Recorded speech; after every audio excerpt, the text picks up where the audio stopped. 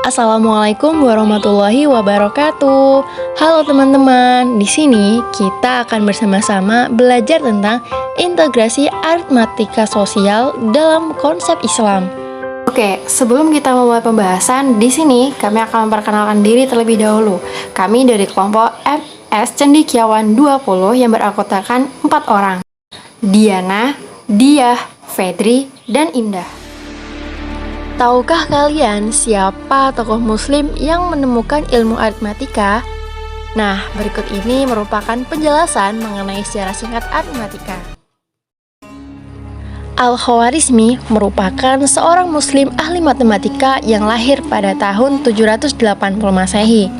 Sebutannya diambil dari nama kota kelahirannya, Khwarizmi, yang berlokasi di Asia Tengah. Hingga kini namanya diabadikan sebagai salah satu cabang matematika loh, yaitu aljabar. Selain itu, Al-Khwarizmi menjadi orang Arab pertama yang menulis tentang aritmatika India.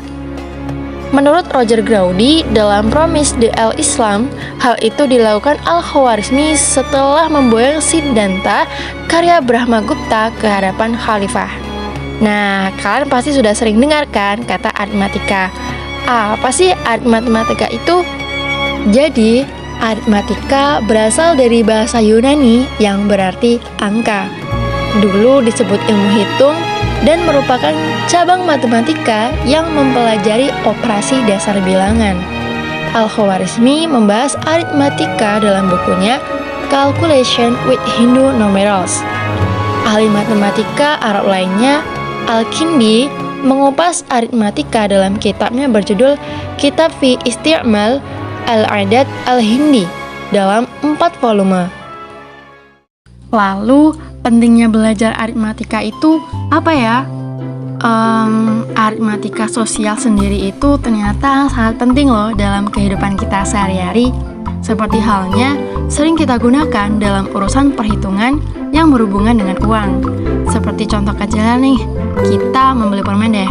Nah, kalau kita sadari, itu merupakan ilmu aritmatika juga, di mana pedagang akan mendapatkan keuntungan. Selain itu, yang lebih kompleksnya seperti menghitung rugi, diskon, atau bahkan sampai bunga, yang merupakan contoh aritmatika juga. Oh ya, menyinggung soal bunga yang dimaksud bukan bunga yang sering kita lihat di depan rumah kita ya. Jadi, bunga yang dimaksud ialah balas jasa yang diberikan atau dibayar dalam jangka waktu tertentu. Dan perlu kita ingat, meskipun begitu, kita sebagai seorang muslim dilarang untuk mengambil bunga ataupun riba. Nah, dalam ilmu aritmatika, bunga tabungan juga memiliki rumus loh.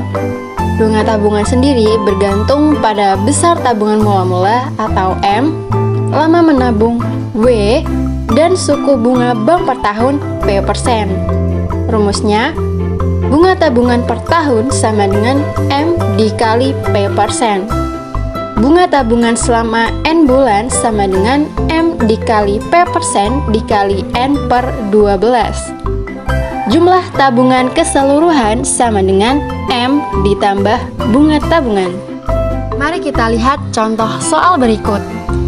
Dia meminjam uang di bank sebesar 3 juta rupiah dengan bunga tunggal 4% per tahun. Hitunglah besarnya bunga dan uang yang akan dikembalikan dia selama 5 tahun. M mula-mula 3 juta rupiah. B sama dengan 4% per 1 tahun sama dengan 4 per 100 per 1 tahun sama dengan 0,04 per 1 tahun sama dengan 0,04.